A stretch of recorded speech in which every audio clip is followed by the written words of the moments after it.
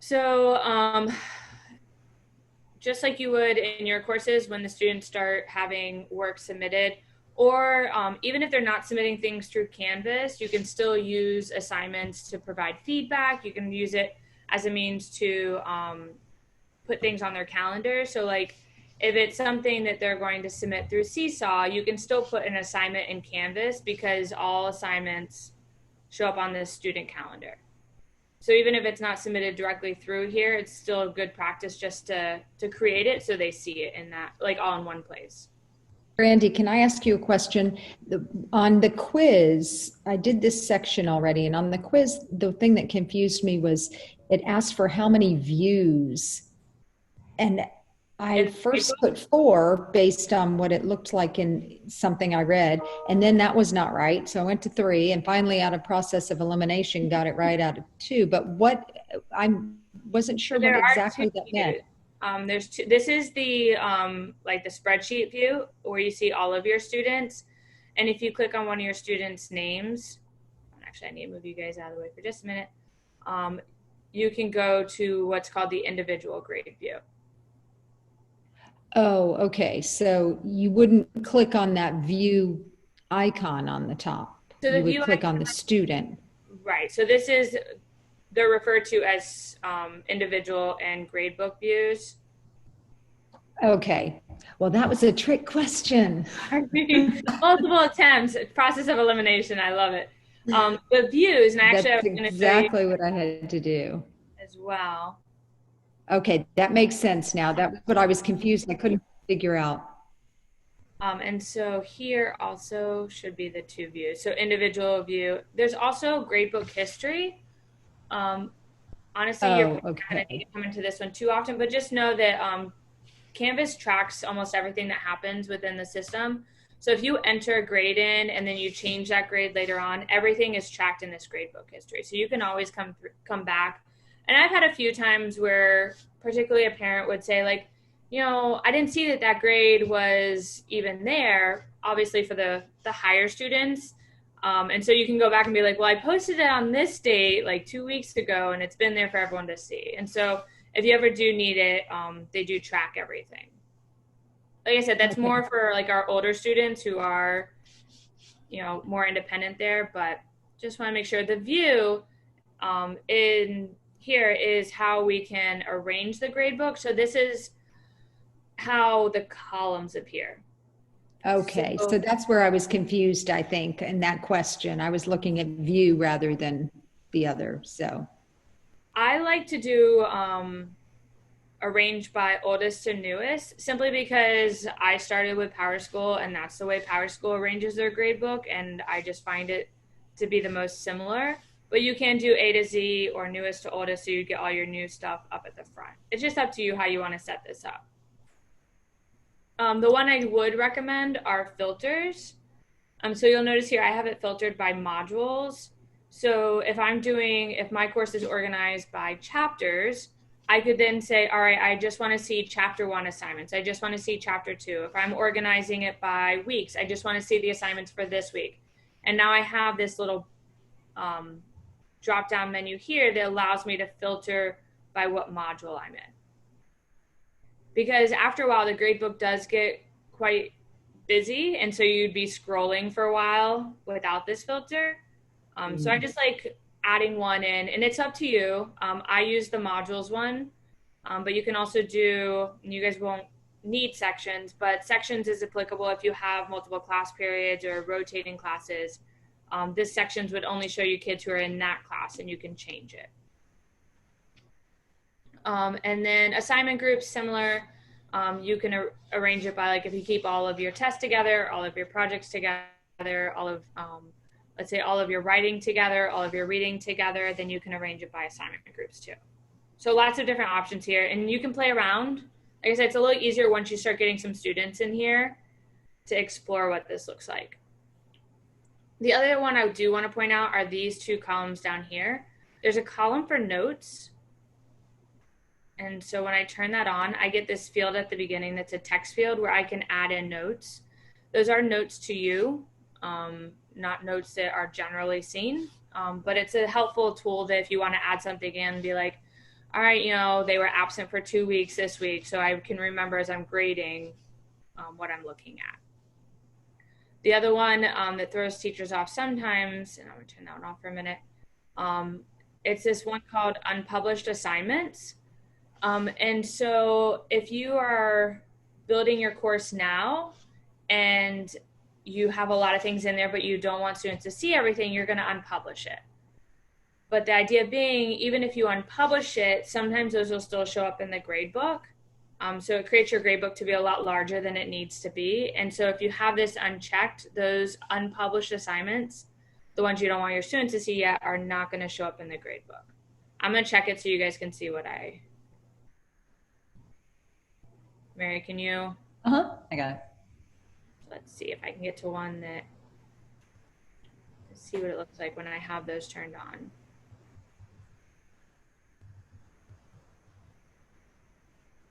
Of course, it's going to kick me out.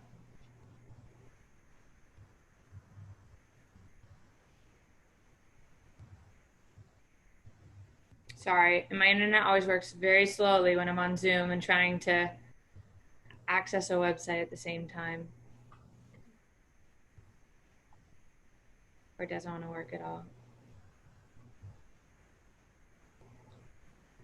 So you notice I put it to all modules here, so this is all of the assignments for my entire course. And that's why I say like this starts to get really long, and that's where the filters and the view come in handy. So this would be one of those unpublished, and you'll notice it says up at the top it's unpublished. It's one that my students honestly didn't even do in this course, and it doesn't have a place for them to turn it in. So if you have a lot of these showing up in your course, I would go into view and turn this off, so that way you have fewer columns. The other thing you might notice are the different colors in the gradebook, and these are customizable. If a student submits work through Canvas, it'll automatically mark it as being late, which is the blue. So if they submit it after the due date, I have this indicator. Or if it's red, that means they haven't submitted at all. This was a fully online course, by the way, so everything was submitted through Canvas, so that's why it's got a lot going on. You have also the choice, which I love for lower school, to do points or check marks. So if you're just trying to keep track of like who's turned in what or what's been completed, these check marks are really helpful. If you use How do you get those? So when you set up the assignment, I can show you this. You have the choice on how you want to display their grade. So I'll show you. Okay. And so that's where you start it. And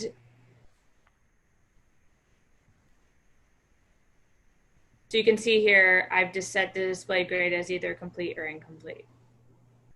Okay. That's great. I like this a lot, especially if I'm giving them 0 points. It's just something where I'm like, I need you to do this.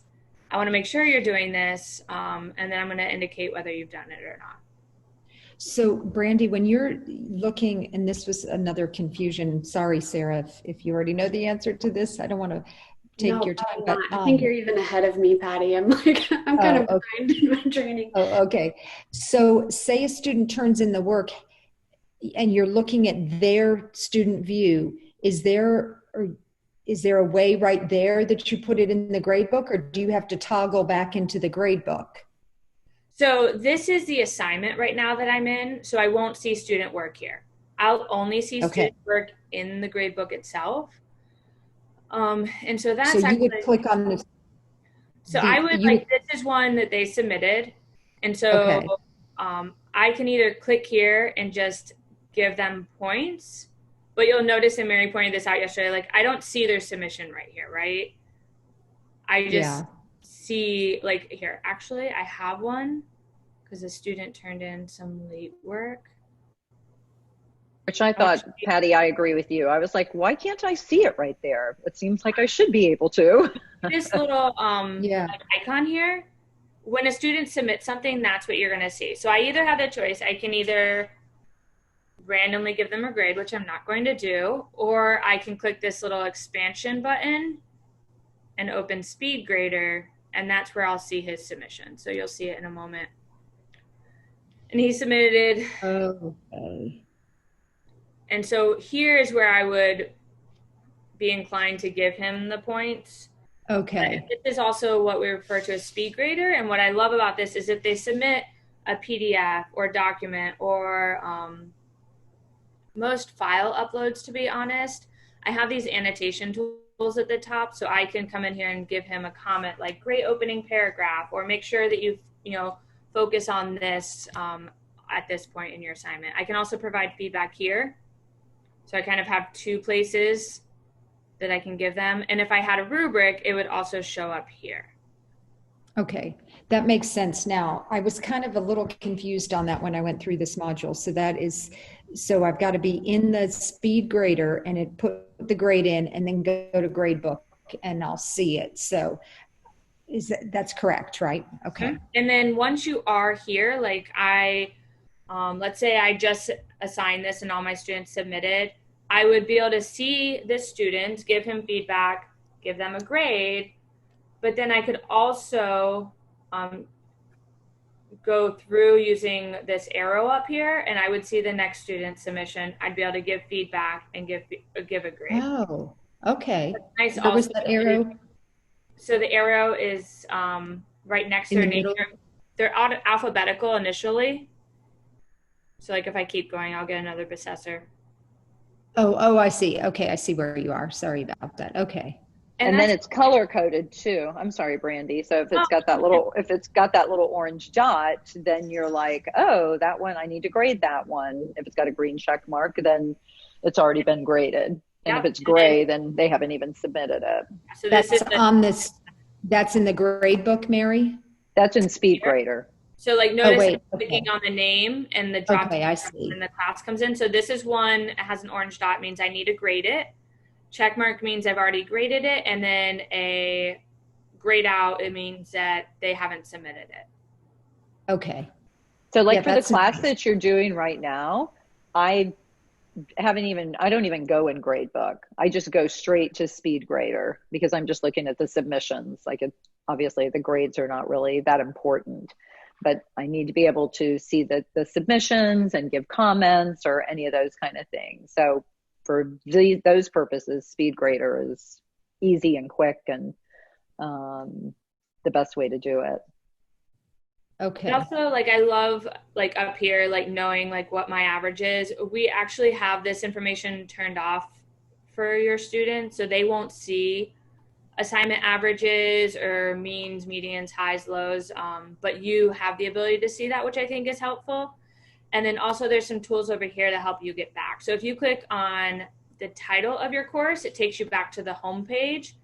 If you want to get back into the grade book, you can click the button on the far left. It's just a quick way to go back to that original view.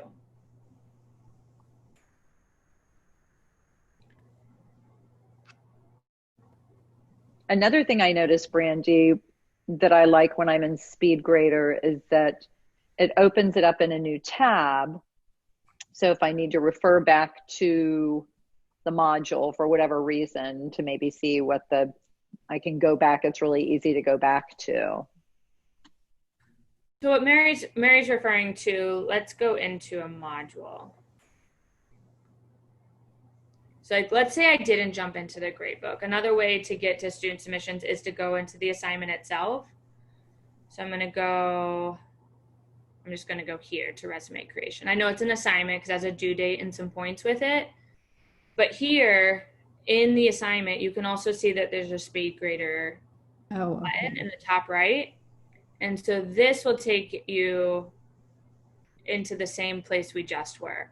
And so Mary's got a great point. If I want to still be able to see my assignment details or requirements or what I wanted them to do, it's nice because it opens in a separate tab now. So I have my submissions, and I also have, what were they supposed to submit?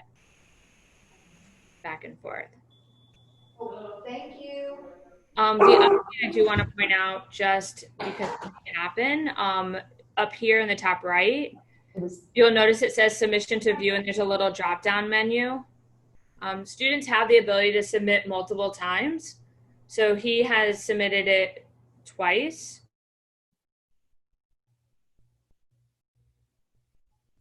accidentally submitted it and then I wanted them to fix something and submit it again, it doesn't delete the original one. So I can go back and reference it. And there's a new feature Mary just found that you can limit the number of times they resubmit. So you won't get that student who's like submitting it 5, 6, 7 times because they think it didn't go through. You'll have the ability to say, well, I just want them to be able to submit it twice. Maybe I ask them to submit it once, I give them feedback. Then I want them to submit it again to make sure that they incorporated that feedback. Then I would have this nice feature that I can go right back to the original assignment. Is that when you're, I mean, I haven't looked to see it when they did the update. Is that like in the original, when I'm setting up my assignment? Mm-hmm. One caution, and I know this is in the course, but just to be careful. So if you use this add a comment feature here, so if you're providing feedback to your student, like, great job, if they write a reply, like Ahad wrote a reply to me here, then unless I have submission comment turned on in my notifications, I would never see this. I wouldn't know to go back and look for it either. So this is one of those things that if you think that you're going to be using comments on assignments, which you probably are, make sure that in your notifications you have submission comments turned on, because I don't want students to be writing things to you and then you never know that that's happening. Does that make sense? Because they kind of get lost here. Like, there's nowhere else that this comment would have shown up for me to know that it was even there. But I like it. I like being able to like converse with my students about the feedback. And I know you guys have younger students, but just it's a good feature to have, I think, pre-K through 6. I have a question, and I apologize. This might be something that was discussed in the That is not a place for parents to leave comments, is it? Parents will see all comments, but they cannot provide comments themselves there.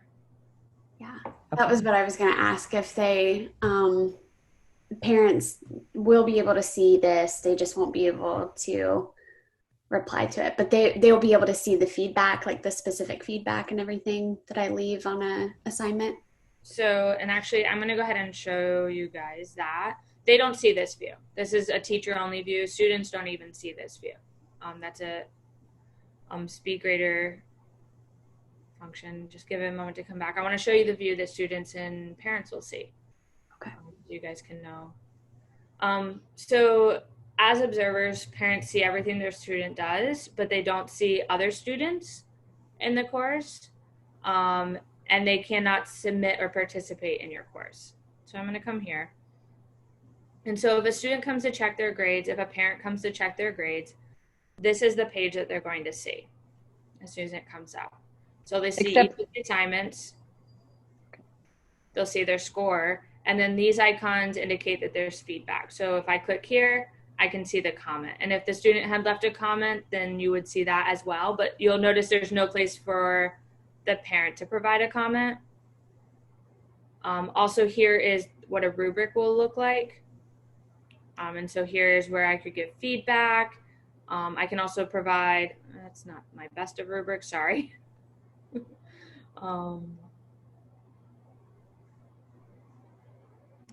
Where am I? I know I did rubrics. Not that one either. Okay, I'll find one to show you guys. But that's a great way for parents to be able to see how their students' work is being assessed, I guess. It provides a lot of transparency for families. We've noticed that in middle school and upper school, we get fewer of the calls, well, why did they get this grade on the assignment? Well, the parents can now see what the student submitted and they can see the feedback, and it's just clear to the families, like, this is why you got this grade. This was the rubric, this was the expectations, this is what you submitted, and this is what I told you you can improve on. So Brandy, they will see, I know they'll see their child's response. Will they see like an assignment direction and all of that as well? Like, will they see what I provided? Yep. So they'll see, like, if they click on the title, it takes them here, which gives them their student submission. So technically they'll have to go into the assignment just like a student would to see what the directions were. Okay. But they see, like I said, everything the student sees. They just can't participate and they can't see other students. So If you have an assignment, they see that assignment. If you have a discussion board, they see what your student responds to in the discussion board. If you have an external tool, they'll see that as well. They just don't, they don't see, like, if there's a discussion board or something that they have to work with another student, the parent would only see their student and not the other student that they worked with. Does that make sense? Yes. Like, that's the only, like, they're trying to protect privacy in that regard. But otherwise they see everything, which is good and bad. You have to just be aware also that your parents will be in here and looking and seeing things as well. Mm-hmm. Patty, I think you're muted. Yeah, sorry. So just getting ready and looking ahead for school, should we be starting to set up things, or will the names of our students be auto put in, or is that something we're going to have to do once we get our class list, or how is all that happening? So Canvas automatically populates your classes from PowerSchool, so you don't need to set that up. You have a sandbox right now, which is just kind of like a play course for you to build and start prepping everything you want for the school year. And then once your courses are ready, based off when schedules are published in PowerSchool, then we'll just copy over what you've been working on into your live course. Okay. So what kinds of things should I be thinking about working on? That's where I'm kind of stuck. Like, I'm not really sure, but that might be just due to we're not really sure what our curriculum is right now. We haven't gotten firm words. Yeah, I think there's just so much change happening all at the same time. I would work, start laying out what you plan to do the first couple of weeks and what of those items you could put online. Like, are there resources that you can put online that are related to those first couple of weeks? Are there things that you want to collect, whether it's collecting it here or Seesaw? Because I know Mary added a great video about how Canvas and Seesaw can integrate together, and you can have students, they can read something or watch a video in Canvas and then go do an activity in Seesaw. And so I would just start thinking about how, even outside of Canvas, you want your courses to really be for those first couple of weeks. And that was my next question too. Sorry, all these questions I have. Seesaw, I went in today to try to do one of the assignments, and I was going to put something from Seesaw in, but it wouldn't let me go in because it said my class was archived. Can I get to my library even? Okay. So Patty, right now Seesaw is pretty much shut down. Okay. Because we're in the process of converting it over into ClassLink. So yeah, you can't even get into your library. Once everything gets pushed over, then hopefully, fingers crossed, everything is going to be okay, because we're having to switch everybody to LH Prep. But Seesaw told us that they'll make it work. It'll work. But yeah, you can't right now at this point get anything from your Seesaw class. That makes me feel better. I thought maybe I was doing something wrong. So when I can get it, so say I had an activity, I have a lot of good beginning of the year activities in Seesaw. I can just put them into my activity or assignment. Is that correct? Or will it just be a link to Seesaw to go to it? They're going to actually have to, you can put it in as an assignment. That's what I would suggest you do. Put it in as an assignment, like go to Seesaw and do the activity my first day of school. But Okay. there's not going to be a link. There's not a direct link to Seesaw. On the left-hand side where you see the navigation tools in that gray area, there'll be a link that says ClassLink. So they're actually going to go to ClassLink. Once they hit ClassLink, then they're going to go to Seesaw, and it's going to open up the Seesaw with them. So they'll be logged in just as themselves with their Google account.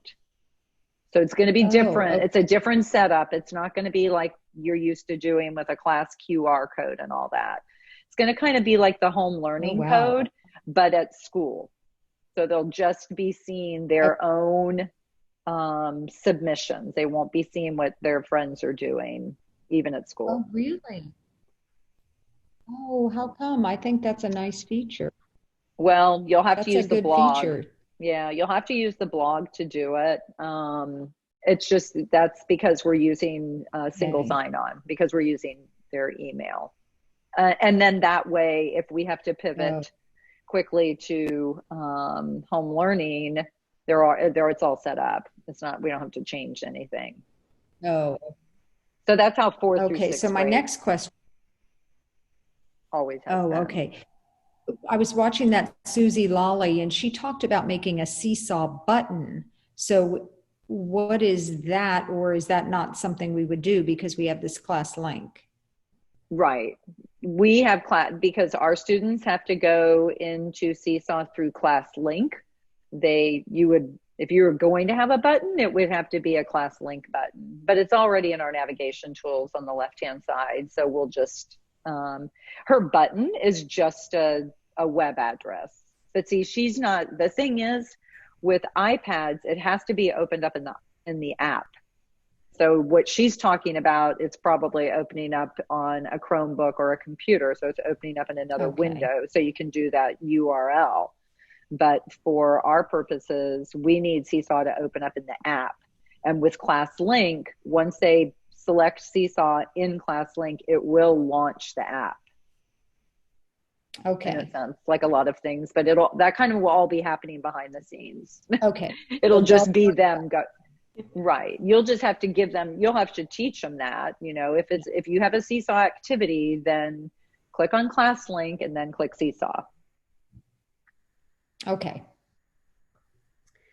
I have a question that this isn't really specifically about assignments, I don't think, but when I was creating different pages in my Canvas modules in my sandbox, I know there was something that said, I think in one of the videos it mentioned that we should use, when we're using those tools, if we're inserting like a Google Doc or Google Slide, that we should use the one that says Google Apps and not Google Drive, because Google Drive is like for assignments or something. Well, when I tried that, it didn't work. Like I got a message about like how I had to authorize Google or something, but I've already authorized Google and Canvas. So I was a little confused about that. I got it to work before I knew that I was supposed to do it that way. I had tried it using Google Drive, and I was able to insert a document in Pages using the Google Drive tool, but then the Google app one didn't work. So I was curious about that. Can you actually submit a tech ticket and then we'll look into it? Because it seems like something maybe within your account. Okay. You need to make sure it's working properly. Okay. And I'm sure I can test it right here. Does that make sense? Yeah, that's if you fine. submit a tech ticket, we can test it. But it should work. Okay. I will And say Brandy, maybe you can explain the difference between the Google Drive and the Google Apps, because I think that's a little. Yeah, that was not very intuitive. Right. Yeah, so I Google agree. Apps is like, an easy way to embed something from Google Drive into your Canvas course or link it. So I always think of Google Apps as just being able to go into my Drive, pull something, and give it to my students. Where Google Assignments or Google Drive is where it acts more like Google Classroom, where I'm trying to give my students assignment that has like a Drive aspect to it, whether they're filling out a slide or they're populating a doc, and then they're submitting that back to me. Okay. To be honest, and just from the perspective of middle school and upper school, I have a small handful using that Google Drive option now. It's like 6 of one, half dozen of the other. There's a lot of different ways to do the same steps, and it's just whatever is kind of the preference of the teacher. I have some teachers that love Google Course Kit and being able to do it that way. And I have some teachers who just say, hey, I'm going to make you make a copy of this document and you're going to submit it back through Canvas. And you didn't use the Google Drive integration at all. Does that make sense? Mm-hmm. It would be sort of like, it makes them a copy. If you do it through the Google Drive one, whatever you've given them, it's going to now give them their own copy of it. Oh. So then they get their own copy and then they submit that. So actually for your grade level, that probably would be easier than you saying, make a copy, telling your students to make a copy, because then you've got to teach them. So if you're going to have them, if you're going to give them a Google slide and they're going to have to do something on it and then submit it to you, you would probably want to do it that way. If you're just putting a Google slide and you want them to view something on it or do something on it, then you would use the Google Apps way of doing it. Right, Brandy? Yeah. Yeah, that's actually, yeah. And one of the nice aspects about the Google Drive is that when they open that slide or document, whatever it is that you've tasked them with doing, the submit button is now in Google Drive. So when they're done doing the work, it does make it easier for younger students to just click submit right there, and it goes back to Canvas, because otherwise they have to go into Canvas, find the file, and then submit it. So Mary's right, like it would provide some ease for the younger students to not have to go through that extra submission step. Got it. We might want to, Mary, create a screencast about the differences between the two and put that in the course. Kind of just like a side by side, like you do this or you do this, and but at the end of the day, they both submit to Canvas and you can give them feedback. Okay. The other thing that was a little, I'm sorry, I'm going kind of back because I'm not quite as far along as I probably should be in the training course. So some of this is probably It's like okay, you're good. We talked about last week.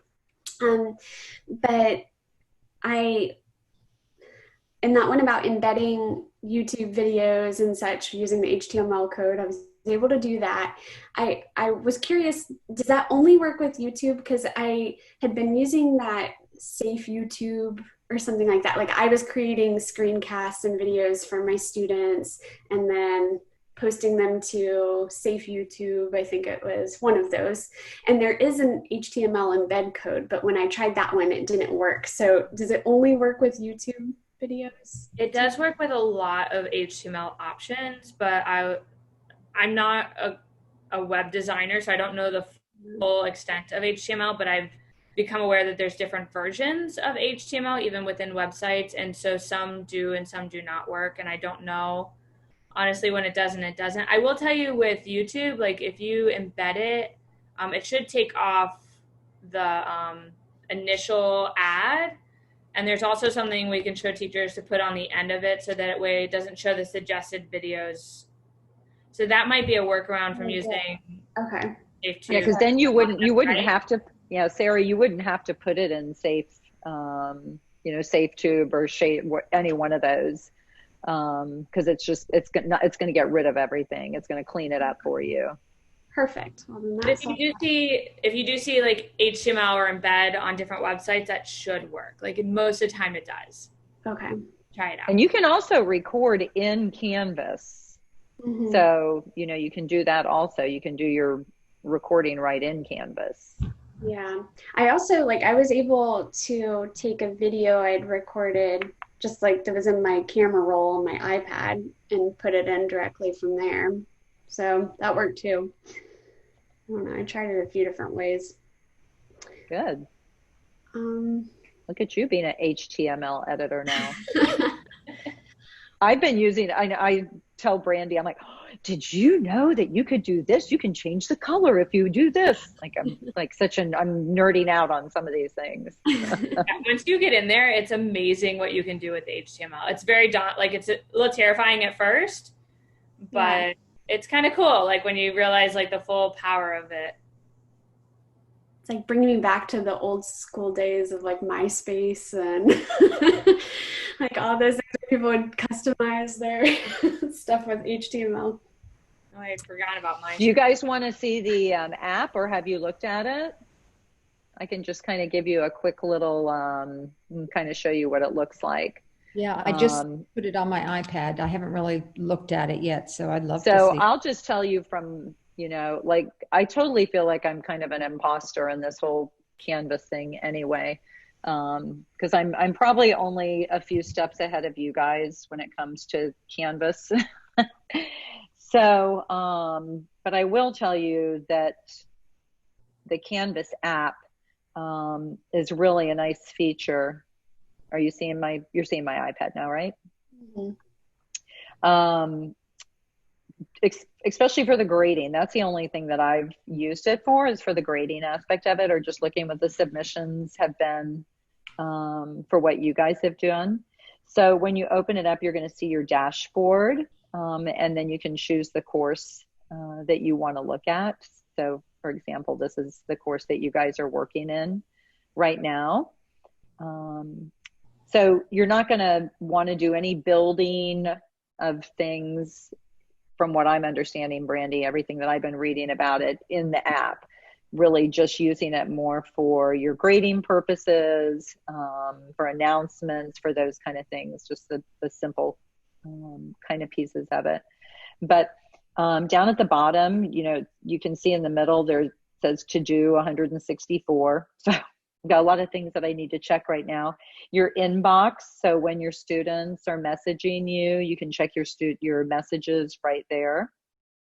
So if I go here and I went to do, and I'm in our class, I thought this was just great. I can see exactly which one of my assignments, how many of them need grading, and I can just scroll down. So I can go into, for example, I'll just go into 1.5. I've got 7 that need grading.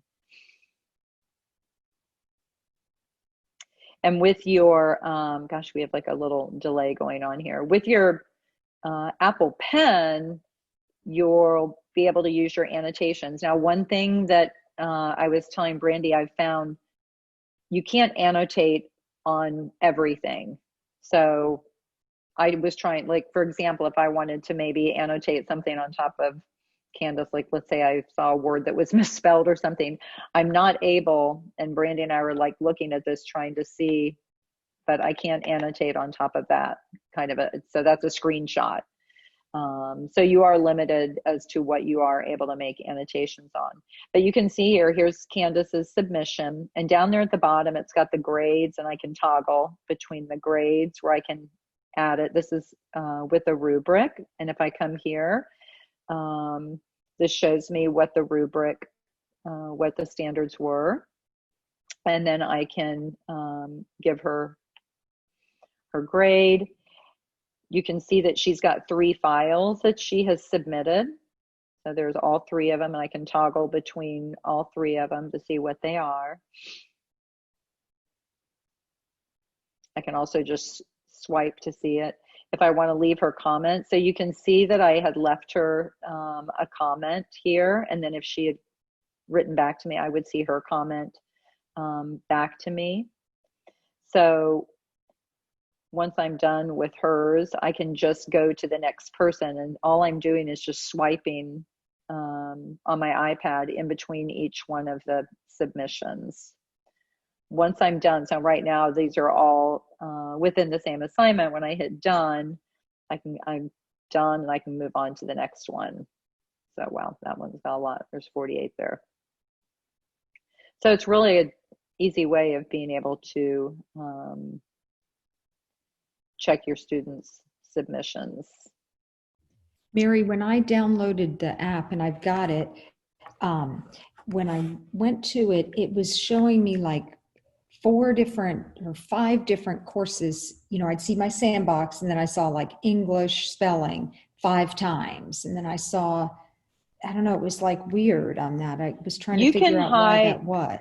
Well, Brandy, you can probably answer the question about why they're seeing so much. Like past enrollments, it would say on my class. Right. So I'm trying to see. Courses, I don't know if you can see that, but it's all the same. Some of them are grayed out and some are just colored. I don't know what that is really. It's going to show you.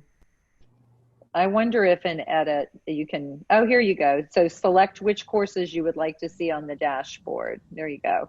Okay. Look, I've got all these, those are all classes that I'm in too, but all you need to do is star the ones. And actually looking at this is the same as my dashboard. These are the ones that I have starred on my dashboard on the web. So it must carry over, because those are the same ones. Why would I have 5 of the same thing? Well, so I don't know. You mean like if it says English?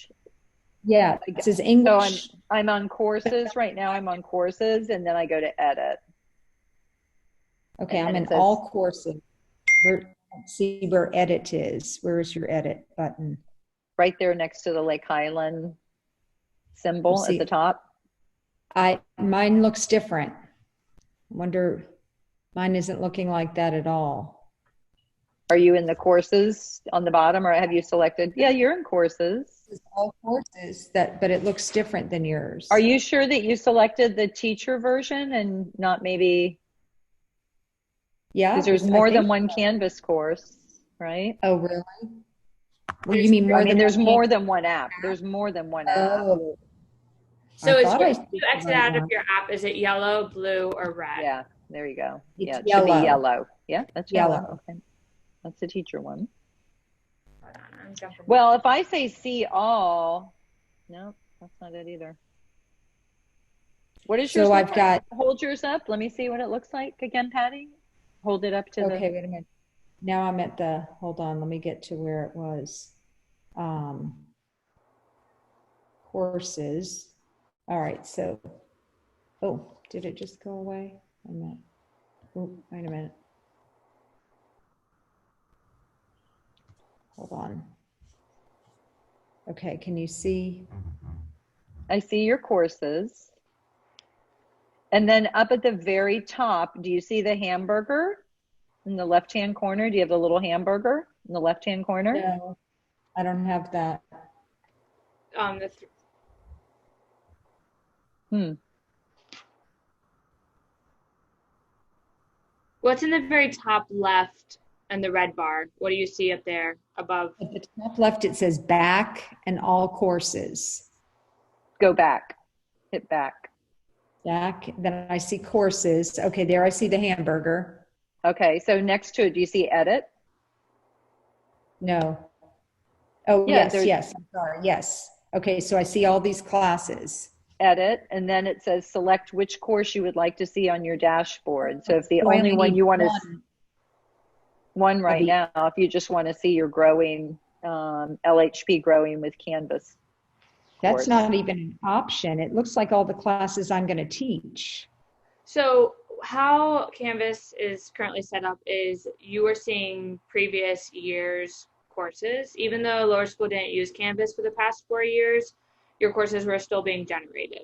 So those are all previous iterations of your, like your English course, your math course, and things of that nature. So coming in August, you'll receive another iteration of that, but it'll be with your current students in it. So the only ones you need to see right now are the Growing with Canvas and the It's Sand. not even an option. Growing with Canvas isn't an option. It's only English, social studies, homeroom. This looks like it came directly from Power School. Hit see all. Hit this. Hit. That's what I'm on. I don't have it either. I have just like the courses, I guess, that I'm a teacher for. Yeah. They're students, Mary. They're students in Growing. Oh, that's it. Sorry. Yeah, you're right. That's it. Sarah, is yours? You're not going to be seeing the grade English book. 3 times? Say that Yeah, again? you're not going to see it. Do you see English, like, let's see, I've got English/spelling 5 times. I've got homeroom 5 times. Yeah. Yeah. Let's see. Okay, so that's, I do. I don't need to worry about that right now. Yeah. Yeah, that's why. That's Brandy's right though. You're a student, but they're not a student in the sandbox class, right? They should I see do their have the sandbox class. sandbox. Okay, all right. Yeah. Sandbox So is that's the only there. one. Okay, so that's really the only one right now that you can Okay, see. But a lot of the things that Mary's showing, like with the grade book and all of those items, won't come into play until your courses are live. It's really Okay. hard to use the iPad to design and develop content in Canvas. It really is best for just like the assessment component. okay. Or if Okay. I use it also like, oh, I put everything in there. I just want to see what I put in there for tomorrow. I'll go and view it, but it's really hard to just make those updates within it. I'm going to just show you. This has nothing to do with. Well, do you have any questions about Gradebook first, and then I'll show you? Do you have any questions about SpeedGrade or Gradebook or anything else that was in this module? While you have the expert Brandy here to help you. I have something totally unrelated, but I can probably just email it to you because I think No, it's what is it? Go just ahead. a What is thing. it? You guys had fixed that button for me, like the parent button that was linking back to the lower school template, and I screwed it up because I went and reset my course to clear out like old stuff, and then it messed it up again. So, So update on the parent page. So Megan Blakely is currently working with LHPA, and there's a remodel of that page coming. So right now, that's why we're like kind of hands off. Like we don't want to fix it because we know the redesign is going to have to get fixed anyway. So just leave it for now. And okay. that reminds me, I should post an announcement for everyone to just understand, like, your parent page isn't going to work. It's going to get updated probably in the next week, and we'll take care of that on the back end. Okay, no worries. Thank you. Yeah, no, I totally, yeah, it's kind of It crazy that redirect didn't keep. Like Mary and I were looking at it. It makes no sense why it's redirecting you to the template. So yeah. Okay. okay, thank you for reminding me. I'm making a note now to make an announcement. No problem. So as we were mentioning, Canvas did they did an update. They do updates often, evidently, but they did an update on Saturday, which had some things in it that were really exciting to me, probably not as much to Brandy. Because one of the things that really bothered me is that I can't change the font. Like, I'm like, can I just have some other fonts to use? I'm just certain things, little things like that. So the new update, there was a couple different things. That was one of them that they did.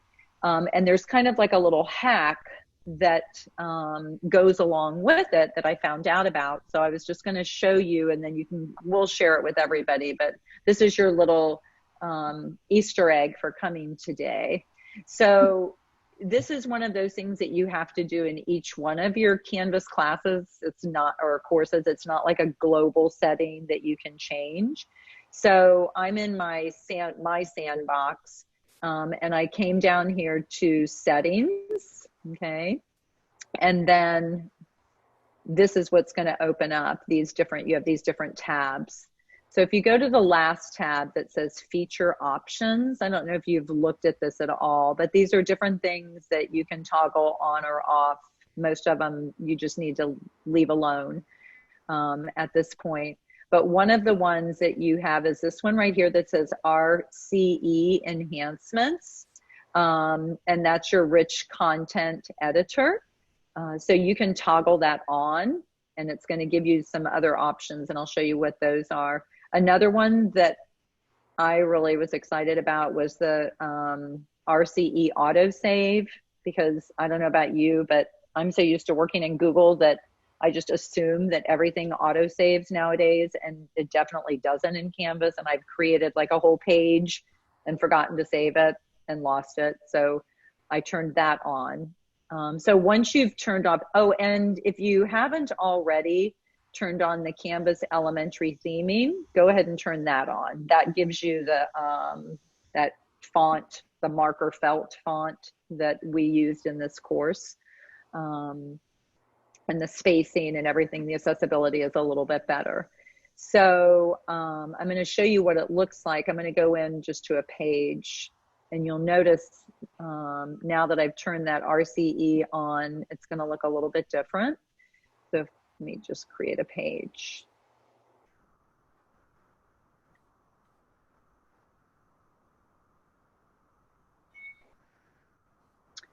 So you're going to see that my rich content, do you see how this looks different now than what yours look like? So you can't change anything here, but let me just, you can't change the font there, but I'll just call that my sample page. So now my tools are up here, but here's the little hack. If you put your cursor in this box right here, now when you go up here, you can change, why don't I have edit now? What happened? Huh, I'm not seeing edit. You should see edit right there. Huh.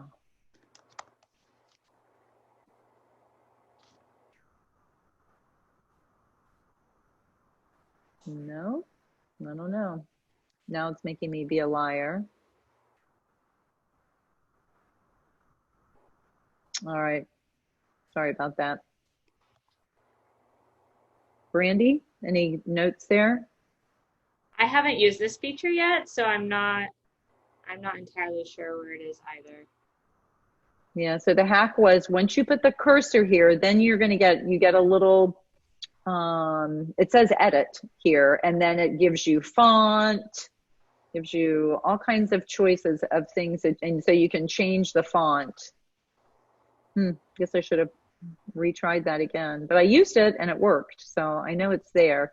But anyway, this part like, you'll there first, maybe. I don't know. pardon me. I wonder Say it if again? you put text in that box, will it like put that up there? No. No. No. I don't know. All right, I'm going to figure it out and I'll let you know. Sorry about that. But anyway, this part, it just changes what you can do here. So you can upload your images. So you'll notice that I don't have those little tabs over here. I have to check course images, and then this comes up and it looks a little bit different than what it did before. But I just think it's a much friendlier, easier way. Also with your links, with your external links, here, your course links, so you can link it to your different pages. That pretty much looks the same. Oh, here. So if you want to, this is where you can go if you want to, we were talking about doing your videos. So if you want to record, or you want to embed something or add something from your computer. And then down here, this is now where you change in between the rich content editor and the HTML editor. But I'm really disappointed that I can't show you my little Easter egg here, but I'm going to find out. I'll send it to you. Those are your external tools too. But anyway, thanks for joining us today. We appreciate you coming. Thanks for so much. It's helping. I feel like the more I mess around with it and learn, I'm feeling a little more comfortable with it. And Sarah, I shared with Patty that there's a girl, Lolley, Lolley, on YouTube, Susie Lolley, and she does all kinds of YouTube videos. She just released a couple more today that are specifically for using them with littles, she calls them, and they're really good. I've gotten a lot out of them. So, Thank you. thanks, guys. Appreciate it. Thank you, Mary. When I did some of my assignments, they're not showing up. So I don't know if you need me to go back and like that biography that we were supposed to do. I have it, but I don't know why it's not checking. You didn't submit it because you didn't submit it. Do I need to go back? back? You've just got to go to submit and then submit it. Yeah. Okay, I'll go back and do that. Now this is after module 4. Are we done so you're adding more? There's actually a total of 6. The 6th one is just really sort of a checklist one, but there's one more that we'll release on Monday, module 5. Darn, I thought I was all good. You're so close. You're way ahead of many, many other people. I will say module 5 are a lot of extension and enrichment options within Canvas.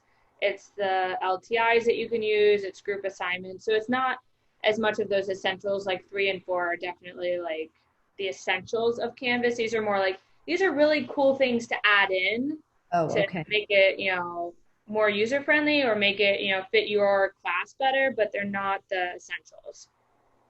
But the LTIs you're going to love them. Like the integrations are definitely cool. Yeah, because we have Nearpod now. Flipgrid. Yeah, you're going to be very excited. Flipgrid. Yeah, we have the new Nearpod again. So, with all access to all the libraries, everything.